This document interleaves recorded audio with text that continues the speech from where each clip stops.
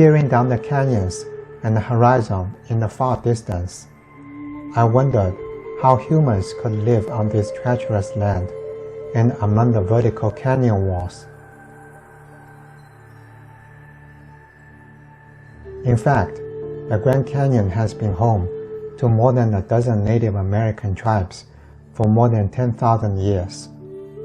They hunted bighorn sheep and deer and performed rituals. The ancestral Puebloan people have lived around the canyon for several thousand years.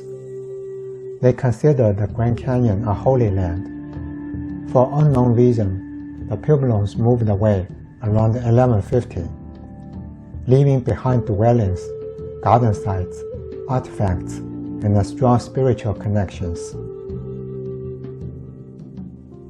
Some other tribes moved in and stayed. The Navajo, Kaibab, and the Paiute tribes still live in the area surrounding the canyon. According to a Native American legend, there is a hidden passage to the afterworld in the Grand Canyon. In 1540, the Spanish nobleman Francisco Vasquez de Coronado set off a large expedition from Mexico to the north in search of the legendary Seven Cities of Gold, a popular myth among Spanish colonists in Mexico in 16th century that there were treasures and gold that could be found in the Pueblo territory.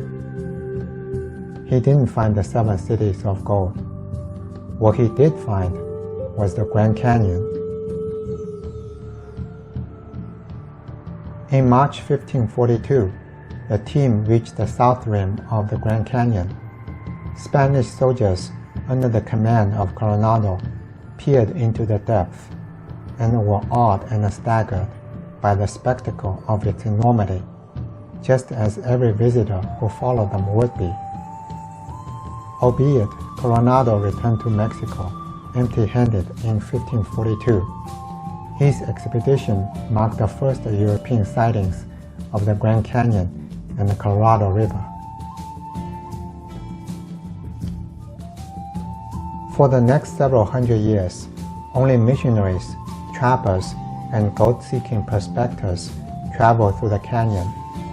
It wasn't until 1869 that another group of white explorers arrived.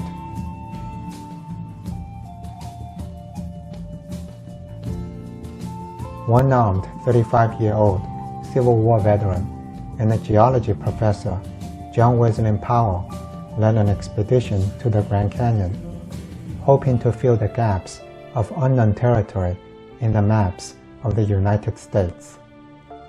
He documented the region in great details.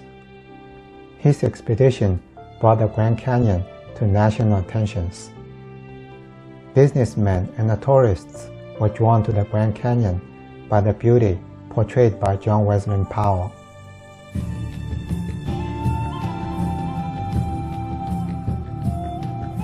In 1901, Santa Fe Railway extended its tracks to the south rim of the canyon and began to build hotels and shops. Yearly visitations rose to tens of thousands.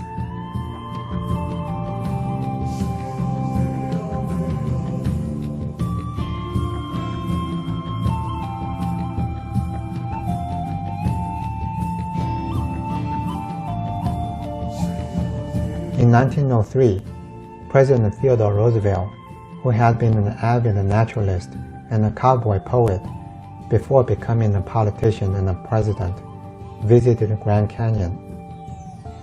The canyon represented the most impressive piece of scenery I have ever looked at, Theodore Roosevelt said. One great sight which every American should see. After returning to the White House, Roosevelt designated the Grand Canyon as a national monument. In 1919, President Woodrow Wilson designated it as a national park.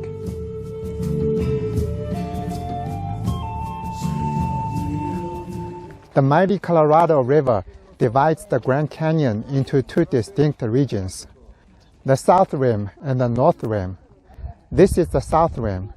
The North Rim is on the other side of the Colorado River. Most tourist activities take place in the South Rim. South Rim is 7,000 feet above the canyon floor. The North Rim is 8,000 feet above the canyon floor. The South Rim is more populous. The North Rim is more wild and secluded. Very few people travel to the North Rim. The North Rim only opens from May to October. It takes about 5 to 6 hours of drive from the South Rim to the North Rim. The Colorado River can be accessible by foot or mule riding.